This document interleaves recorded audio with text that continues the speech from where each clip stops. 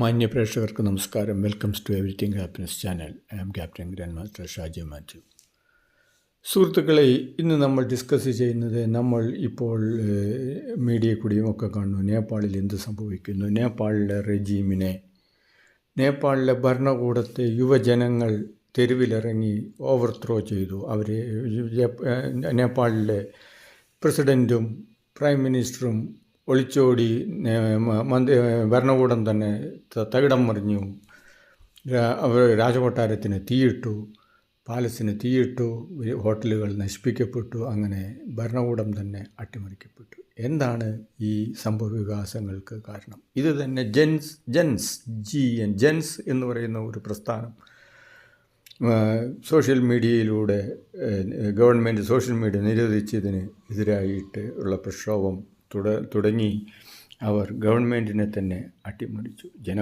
ജനങ്ങൾ ഏതാണ്ട് 3 കോടിയിൽ പരം ആളുകളുള്ള ചെറിയൊരു രാജ്യമായ നേപ്പാളിൽ എന്താണ് യഥാർത്ഥത്തിൽ സംഭവിച്ചത് എന്ന് നമുക്ക് ജസ്റ്റ് ഒന്ന് വാച്ച് ചെയ്യാം. മീഡിയകളും മറ്റുള്ള കാര്യങ്ങളും. നേപ്പാൾ ഒരു ഹിന്ദു രാജ്യമാണ്, ജനാധിപത്യമാണ്, എങ്കിലും ഹിന്ദു മജോറിറ്റിയുള്ള ഒരു രാജ്യമാണ് ആയിരുന്നു. ഇപ്പോൾ അവിടുത്തെ ഗവൺമെൻറ്റുകൾ മാറി പല ഗവൺമെൻറ്റുകൾ വന്നു. പക്ഷേങ്കിൽ ഈ അവിടുത്തെ ഗവൺമെൻറ്റുകൾ കൂട്ടുകക്ഷി ഇതാണ്, കമ്മ്യൂണിസ്റ്റ് മറ്റുള്ള പാർട്ടികളും എല്ലാവരും കൂടിയുള്ള കൂട്ടുകക്ഷി മന്ത്രിസഭയായിരുന്നു. പക്ഷേ ഈ കൂട്ടുകക്ഷി മന്ത്രിസഭാ ഭരണത്തിൽ അവിടുത്തെ ജനങ്ങൾക്കും ദാരിദ്ര്യവും ജനങ്ങളുടെ അത്യാവശ്യ കാര്യങ്ങൾ ഗവൺമെൻറ് നോക്കാതെ ജനങ്ങളെല്ലാം വിദേശത്തിലേക്കും മറ്റുള്ളിടത്തേക്കും പോയി ജീവിക്കേണ്ടതായ ഒരു സ്ഥിതിവിശേഷം വന്നു. അതോടൊപ്പം തന്നെ ഗവൺമെൻറ് ഒരിക്കൽ അധികാരങ്ങൾ കൈകിട്ടി കഴിഞ്ഞു കഴിഞ്ഞാൽ ഫോഴ്സ് ഉപയോഗിച്ച്, പോലീസും പട്ടാളത്തിനെയും ഉപയോഗിച്ച് എന്തെങ്കിലുമൊക്കെ തട്ടിപ്പ് പറഞ്ഞ് സോഷ്യൽ മീഡിയ ഒക്കെ ബാൻ ചെയ്തു. യൂട്യൂബ്, ഫേസ്ബുക്ക് മുതലായിട്ടുള്ള അവരുടെ ഫ്രീഡത്തെ ഡെനി ചെയ്തു. അതാണ് യുവജനങ്ങൾ പ്രകോപിതരായി അത് തെരുവിലിറങ്ങി ഭരണകൂടത്തെ തന്നെ അട്ടിമറിച്ചത്. ഇതുകൂടാതെ തന്നെ ഇത് സോഷ്യോ എക്കണോമിക്കായിട്ടുള്ള ഒരുപാട് കാര്യങ്ങൾ ഉണ്ട് നേപ്പാളിൽ. ഒന്നാമത് ജാതി വ്യവസ്ഥ. നമുക്കറിയാം, ഈ വിദ്യാഭ്യാസം കുറഞ്ഞ ആളുകളെ വിദ്യാഭ്യാസ സാക്ഷരത കുറവാണ്. ജാതി വ്യവസ്ഥയിൽ ഒരുപാട് തൊട്ടുകൂടായ്മ, തീണ്ടുകൂടായ്മ വ്യവസ്ഥിതി, ഇതിൽ നിന്നെല്ലാം ഉള്ള ബുദ്ധിമുട്ടുകൾ ജനങ്ങൾ സഹിച്ചു. കൂട്ടത്തിൽ ദാരിദ്ര്യവും. ഏതാണ്ട് 10 ലക്ഷത്തിൽ പരം ആളുകൾ വിദേശ രാജ്യങ്ങളിൽ ജോലി ചെയ്തും അവർ തിരിച്ചു വന്നും അവർ സ്വാതന്ത്ര്യത്തിൻ്റെയും ജാതി വ്യവസ്ഥയില്ലായ്മയുടെയും ഒക്കെ വിവരങ്ങൾ മറ്റുള്ളവരുമായി ഷെയർ ചെയ്തും അങ്ങനെ ഒരു സ്ഫോടനാത്മകമായ ഒരു യുവത്വത്തിൻ്റെ ഇതാണ് കണ്ടത്. ഇത് മറ്റുള്ള രാജ്യങ്ങൾക്കും മറ്റുള്ള ഭരണാധികാരികൾക്കും ഇതൊരു മാതൃകയാണ്. ഇത് നമ്മൾ പല സ്ഥലങ്ങളിലും കണ്ടു. ബംഗ്ലാദേശിലെ ഗവൺമെൻറ് ജനരോഷത്തിന് മുന്നിൽ പിടിച്ചു നിൽക്കാതെ ഒളിച്ചോടി. ശ്രീലങ്കയിൽ കണ്ടു. പല രാജ്യങ്ങളിലും ഇതൊക്കെ സംഭവിക്കുന്നു. ജനങ്ങളുടെ ക്ഷേമത്തിനല്ലാതെ കറപ്ഷനും.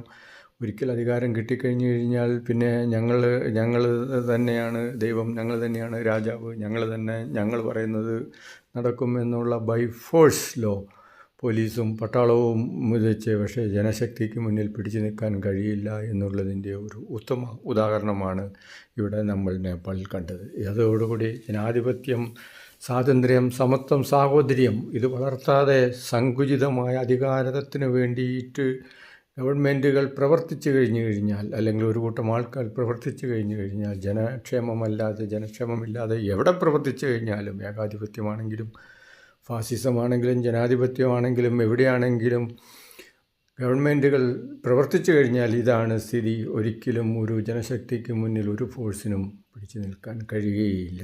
ഇതിനാൽ ശക്തമായ, പക്ഷേ ഇങ്ങനെ അക്രമ പ്രവർത്തനത്തിലൂടെ ഒരു ഗവൺമെൻറ്റിനെ അട്ടിമറിക്കുക, നിയമം കയ്യിലെടുക്കുക എന്നുള്ളത് ഒന്നും ഒരു ശരിയായ കാര്യമല്ല. യഥാർത്ഥത്തിൽ ജനങ്ങൾ സാഹോദര്യത്തോടുകൂടി രാജ്യത്തിൻ്റെ പുരോഗതിയാണ് നശിപ്പിക്കുന്നത്. രാജ്യം അരക്ഷിതാവസ്ഥയിലേക്ക് പോകുന്നു. കൂടാതെ വിലപ്പെട്ട ജീവനുകൾ എത്രമാത്രം നഷ്ടപ്പെടുന്നു. നിയമവ്യവസ്ഥയില്ല, നീതിവ്യവസ്ഥയില്ലെങ്കിൽ ജീവനുകൾ നഷ്ടപ്പെടുന്നു. ഇതാണ് നേപ്പാളിൽ സംഭവിച്ചുകൊണ്ടിരിക്കുന്നത്. ശക്തമായ ഒരു ഗവൺമെൻറ്റും ജനാധിപത്യത്തിൽ അധിഷ്ഠിതമായ ഒരു ഗവൺമെൻറ്റും ജനങ്ങൾക്ക് പ്രാതിനിധ്യമുള്ള ഒരു ഗവൺമെൻറ്റും കറപ്ഷനും ഇല്ലാത്തൊരു ഗവൺമെൻറ് വന്ന് സമ്പദ്സമൃദ്ധമായ ഒരു അയൽരാജ്യം ഉണ്ടാകട്ടെ എന്ന് നമുക്ക് ആശിക്കാം. ഇത് നമ്മളും വാച്ച് ചെയ്യേണ്ട കാര്യമാണ് സുഹൃത്തുക്കളെ. ജാതി, മതം, ക്രീഡ്, വ്യവസ്ഥ ഒക്കെ പറഞ്ഞ് വളരെ സങ്കുചിതമായ കാര്യങ്ങൾക്ക് വേണ്ടിയിട്ട് കൂടുതലും ഉള്ള മതപരമായ മതം എന്ന് പറഞ്ഞു കഴിഞ്ഞാൽ ആളെ കൂട്ടുന്ന ഇതാണ്. എല്ലാ മതത്തിൻ്റെയും അടിസ്ഥാനം സാമ്പത്തികമാണ്. എന്തെങ്കിലും പറഞ്ഞ് പാവങ്ങളെ ചിന്താശേഷിയില്ലാത്തവരെ ഭിന്നിപ്പിച്ചുകൊണ്ട് നേടുന്നതാണ് മൊത്തത്തിൽ. ഇത് നമ്മൾ ഒരുപാട് കാലങ്ങളിൽ നമ്മൾ കണ്ടു. പല പല രാജ്യങ്ങളിലും പല പല പേരും പറഞ്ഞ് ജർമ്മനിയിലും സിറിയയിലും ഇതേപോലെ ഒരുപാട് രാജ്യങ്ങളിൽ കണ്ടു. ഈവൻ തന്നെ റഷ്യയിലും ഓരോ ഇസത്തിൻ്റെ ഡെവലപ്മെൻറ്റും കമ്മ്യൂണിസം അതേപോലെ മാറി മാറി വരുന്നത്. ഇത് അൾട്ടിമേറ്റ്ലി ഇത് ജനങ്ങളുടെ പ്രോഗ്രസ്സും അവരുടെ ഹാപ്പിനെസ്സുമാണ് കാര്യങ്ങൾ തീരുമാനിക്കുക.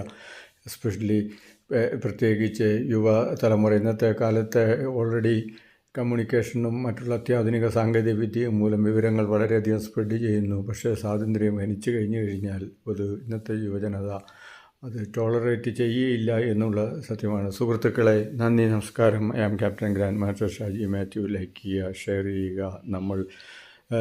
നമ്മൾ സ്വാതന്ത്ര്യത്തിനും സമത്വത്തിനും സാഹോദര്യത്തിനും വേണ്ടി നിലകൊള്ളുക. Thank you. ഔട്ട്.